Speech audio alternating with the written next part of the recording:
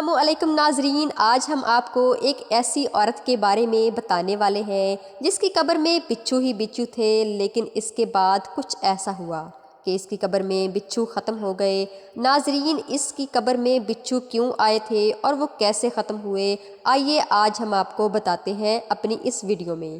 ناظرین، کہا جاتا ہے کہ یہ واقعہ بالکل سچا ہے اور پاکستان کے ایک شہر میں پیش آیا ہے۔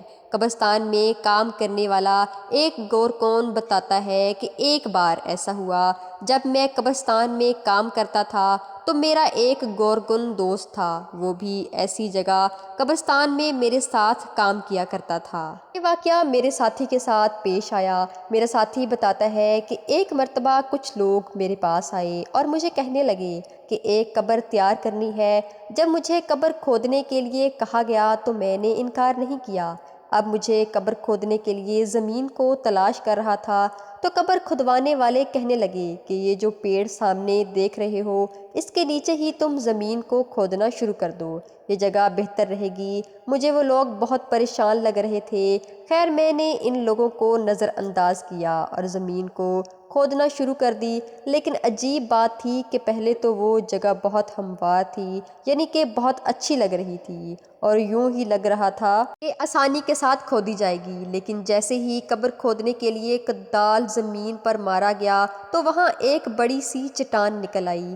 بہت بڑا سا پتھر تھا، ایسا لگ رہا تھا جیسے زمین سخت ہو گئی ہے اور یہاں پر اب قبر نہیں بن سکتی۔ میں نے ان لوگوں کی طرف دیکھا اور کہا، دیکھیں یہاں پر قبر کھودنا ممکن نہیں ہے، یہاں بہت بڑا سارا پتھر ہے، آپ لوگ کیا کہتے ہیں؟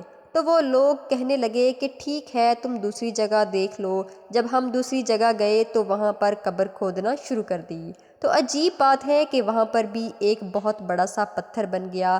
قبر کھودنے والا کہتا ہے کہ میں پھر حیرانی سے ان کی طرف دیکھنے لگا اور کہنے لگا، عجیب ماجرا ہے، آپ کے سامنے میں نے زمین کو دیکھا، زمین تو بہت نرم تھی، لیکن یہ تو بڑی عجیب و غریب بات ہو رہی ہے، پتھر ہی پتھر نکل رہے ہیں، جبکہ میں تو آج ہی بہت ساری قبریں کھود چکا ہوں۔ لیکن خیر، جو لوگ قبر کھدوانے والے تھے ان لوگوں نے کہا کہ اب ہم کیا کر سکتے ہیں، تیسری جگہ دیکھ لو، ظاہر سی بات ہے میت کو دفنانا ہی ہے۔ اب تیسری جگہ قبر کو تیار کیا گیا، وہاں قبر کھودنا شروع ہو گئی، لیکن جیسے ہی اس میں گڑھا بنا ہوا اس میں سے انتہائی غلیظ اور ناقابل برداشت بدبو آنے لگ گئی۔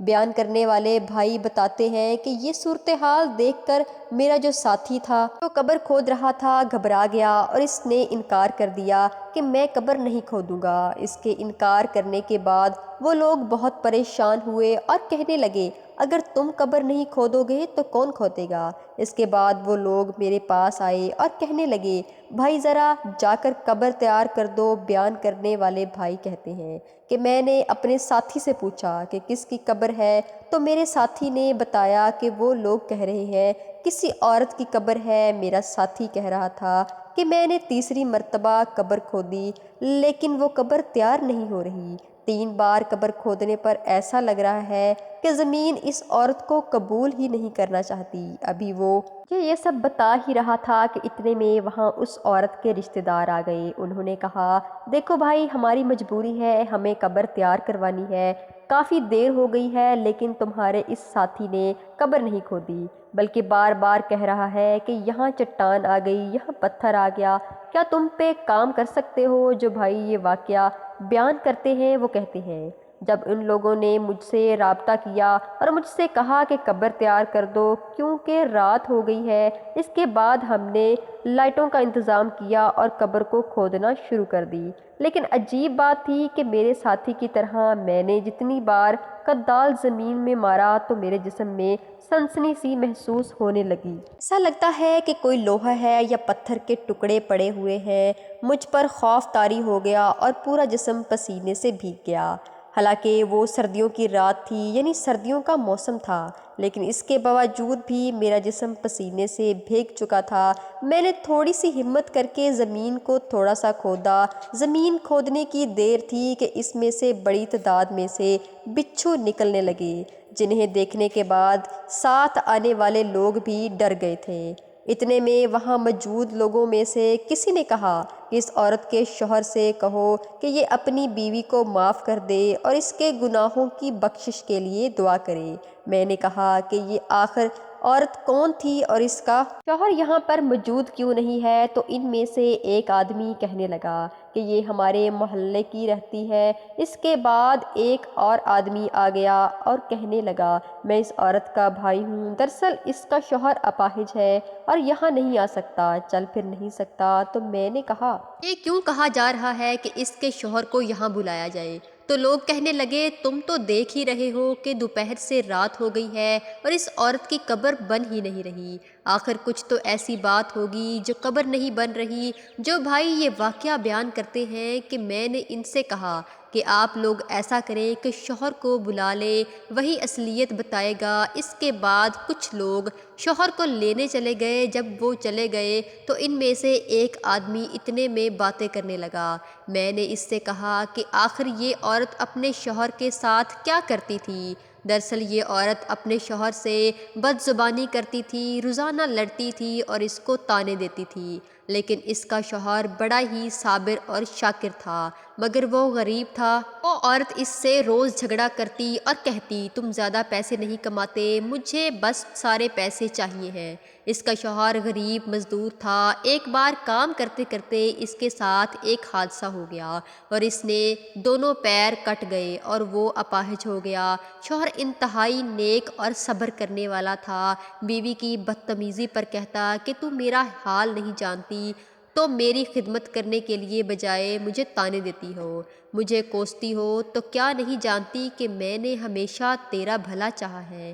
لیکن یہ عورت ہمیشہ یہی کہتی ہے کہ تو بڑا ہی بیکار انسان ہے، میں تجھے چھوڑ دوں گی۔ اللہ پاک نے اس عورت کو اس بے زبانی کی وجہ سے ایسی بیماری دی، یہ بستر سے لگ گئی۔ اب ایک طرف اس کا اپاہج شوہر تھا اور دوسری طرف یہ بستر پر پڑی ہوئی تھی۔ کافی وقت تک اس کا شوہر اس کی خدمت کرتا رہا، مگر یہ زبان سے بک بک کرتی رہتی اور اس کا دل توڑتی رہتی۔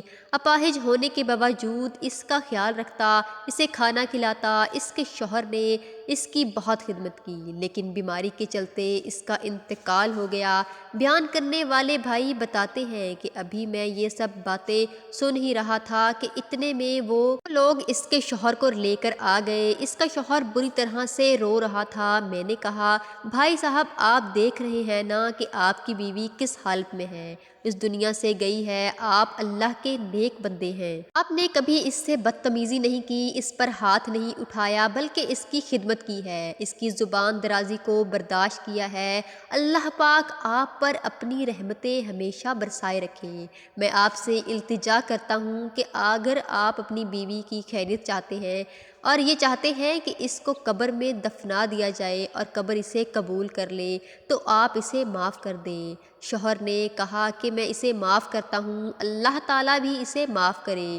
پھر اس عورت کے شوہر نے قبر کے قریب بیٹھ کر دعا کی اور پھر قرآن پاک کی تلاوت شروع کر دی۔ وہ سورہ یاسین پڑھتا رہا اور مختلف سورہ مبارکہ پڑھ کر اس نے دعا کی کہ یا اللہ میری بیوی کو معاف کر دے، اس حالت میں یہ دنیا سے گئی ہے، بہت بیمار تھی، اس نے مجھے تکلیف دی، مجھے کوئی سکھ اور چین نہیں دیا، لیکن میں پھر بھی اس کی مغفرت کے لیے دعا کرتا ہوں۔ یا اللہ تو اسے معاف فرما دے، اور اگر مجھ سے کوئی غلطی ہوئی ہے تو مجھے بھی معاف کر دے۔ اور کافی دیر تک تلاوت قرآن پاک کرتا رہا۔ اس دوران جتنے بھی بچھو تھے ان کی تعداد نہ جانے کتنی تھی، 100 سے زیادہ بچھو تھے۔ جیسے جیسے اس کا شوہر قرآن پاک کی تلاوت کرتا جا رہا تھا تو بچھو غائب ہو رہے تھے۔ بیان کرنے والے بھائی کہتے ہیں کہ جیسے ہی بچھو غائب ہوئے تو ہم نے بے خوف ہو کر قبر تیار کی۔ اس طرح موت کے تقریباً 13 گھنٹے کے بعد عورت کو دفنایا گیا۔ تدفین کے بعد بھی اس کا شوہر قرآن پاک پڑھتا رہا اور اس کے لیے دعا کرتا رہا۔ اس طرح سے اس عورت کی قبر سے بچھو غائب ہو گئے۔ ناظرین آپ نے دیکھا کہ شوہر کی نافرمانی کرنے والی عورت کو زمین نے بھی قبول نہیں کیا، اس لیے ہمیں چاہیے کہ اللہ تعالیٰ کے حکم کی پیروی کریں اور شوہر کے ساتھ حسن سلوک سے پیش آئیں۔ جی تو ویورز اگر آپ لوگوں کو ہمارا آج کا واقعہ پسند آیا ہو تو چینل کو کرتے جائیں سبسکرائب اور ساتھ میں دیے گئے بیل آئیکن کو دبا لیں تاکہ نیکسٹ آنے والی ویڈیوز سب سے پہلے آپ تک پہنچ سکے۔ تو ملتے ہیں انشاءاللہ نئی ویڈیو کے ساتھ، تب تک کے لیے اللہ حافظ۔